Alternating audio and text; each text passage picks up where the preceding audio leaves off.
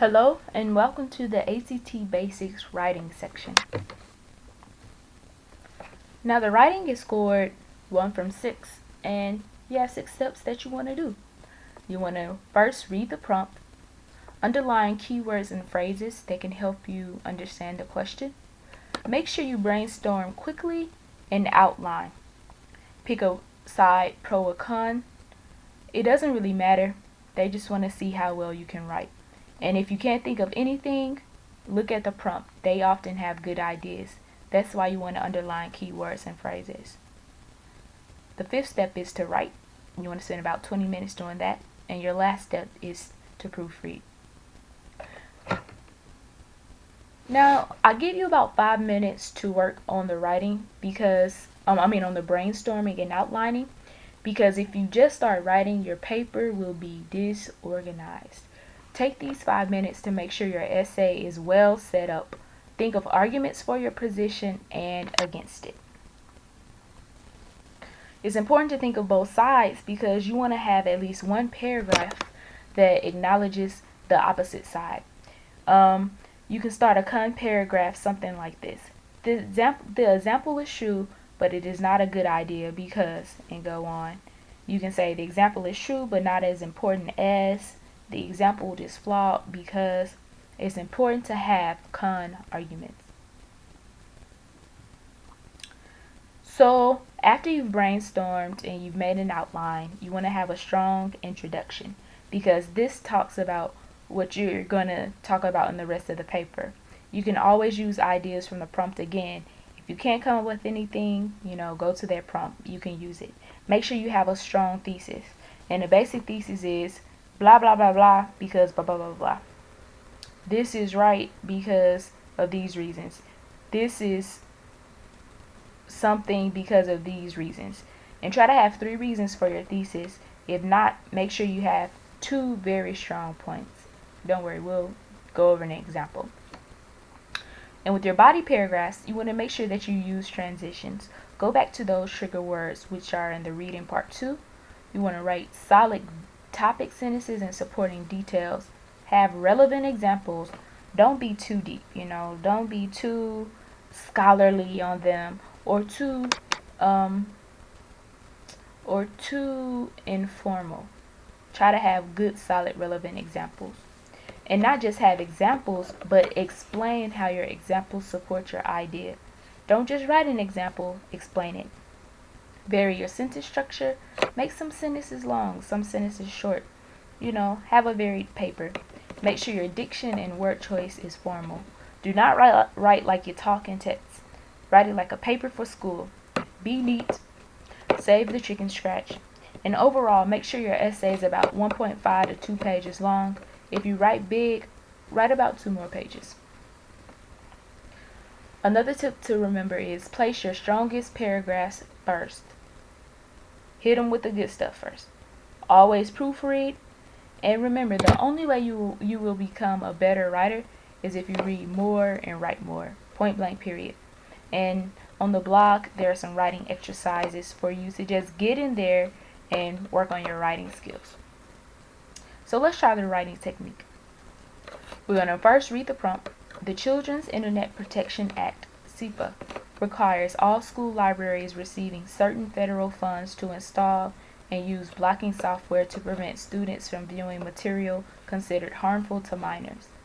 However, some studies conclude that blocking software in schools damages educational opportunities for students, both by blocking access to web pages that are directly related to the state-mandated curriculums and by restricting broader inquiries of both students and teachers. In your view, should the schools block access to certain internet websites? In your essay, take a position on this question.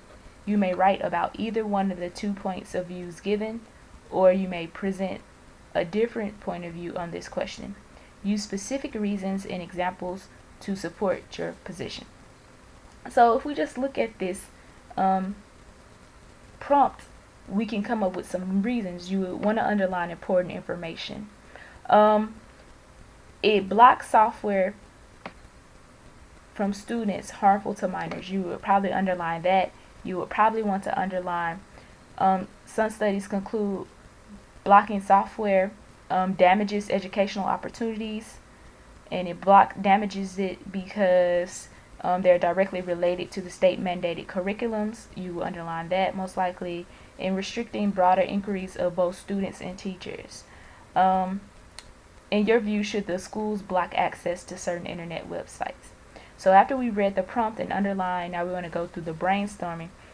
And just based on this passage, you could say, no, they should not block it because it blocks web pages that are directly related to the state mandated curriculums, and it restricts broader inquiries or ideas of both students and teachers. Those are two good reasons right there.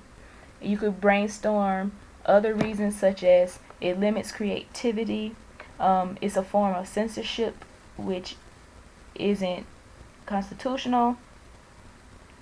And remember, you have to think about the opposite side as well. It's good to block websites because sometimes it can be a distraction and students can focus on things that are not related to school, especially things that are inappropriate. So you want to think about both sides. After you think about both sides, you want to create a quick outline. So we brainstormed. You want to have a good introduction paragraph. You want to paraphrase the prompt in your own words and state your thesis. You can say, schools should not block websites because, and then you give points that maybe you've underlined if you couldn't think of anything. Because they limit access to state mandated web pages, stifle students' creativity, and another reason. So state your thesis, and then after you state your thesis, remember each part of your thesis should be acknowledged in the body paragraphs. So you have a con body paragraph, topic sentence, con example. You then, in the con body paragraph, talks about the opposite side. And then you need to have a pro body paragraph, a good topic sentence, and a pro example. Pro body paragraph 2, topic sentence, pro example number 2, conclusion, restate your thesis, and then you want to proofread. All of this will take about 30 minutes. So tips to improve your writing is you want to read good stuff. Write paragraph summaries of what you read, contain a good topic sentence and supporting details. And the blog does just that. It gives you something to read and asks that you write a good topic sentence and supporting details in a paragraph about what you've just read. So you're working on comprehension as well. And remember, as you write, have a good writer revise your work. They can give you tips on how to improve. I hope this has been helpful, and I'll see you in the next section.